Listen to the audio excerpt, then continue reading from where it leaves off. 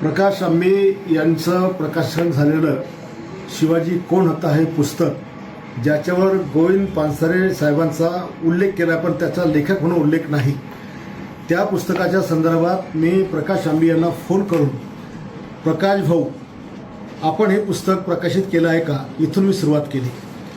छत्रपती शिवाजी महाराज हे करोडो देशवासियांचं दैवत आहे. त्यांना महाराष्ट्रात संपूर्ण देशामध्ये आपण सगळेजण दैवत मानतो.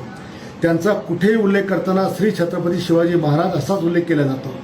आणि यापूर्वीसुद्धा विधानसभेमध्ये मी राज्यातल्या जेवढ्या संस्था असतील ज्याला शिवाजी नाव असेल त्या शिवाजीच्या ऐवजी छत्रपती शिवाजी महाराज अशा नावाच्या संस्थामध्ये दुरुस्ती करावी आणि हे नाव टाकावं असं आग्रही मागणी मी केली. शिवाजी शिक्षण संस्थेचं नाव बदलताना सुद्धा मी त्यांना सांगितलं की छत्रपती शिवाजी शिक्षण संस्था असं नाव आपण करावं, शिवरायांचा अपमान करू नये. छत्रपती शिवाजी महाराजांच्या विचाराने जगणारे आम्ही लोक आहोत, त्यांच्या नावाने मरणारे आम्ही लोक आहोत आणि म्हणून पदोपदी त्यांचा अपमान आम्ही सहन करणार नाही.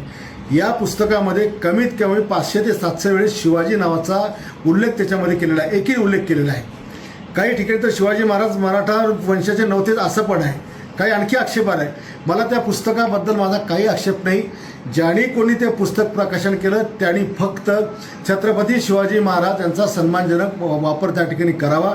मी जे काही त्यांना रात्रीच्या वेळेला त्यांना शिवगाळ केली, त्यांच्या आईबद्दल बोललो असेल किंवा त्यांच्या पत्नीबद्दल, त्याबद्दल मी दिलगिरी व्यक्त करतो. पण ज्याला कुणाला बुलढाण्यातून पुस्तक वाचायचं असेल का महाराष्ट्रात आणखी कुठं वाचायचं असेल त्याला आमची विनंती आहे की आपण आपल्या बापाचं नाव सुद्धा एकरी घेत नाही तर महाराजांचं नाव किंवा छत्रपती शिवाजी महाराज असंच नाव त्याच्यामध्ये उल्लेख करा आणि मग खुशाल पुस्तक वाचा. आम्ही पण तुमचं ऐकायला त्या ठिकाणी येतो, पण महाराजांच्या नावाचा उल्लेख एकेरी करून करोडो हिंदूंचा अपमान करू नका.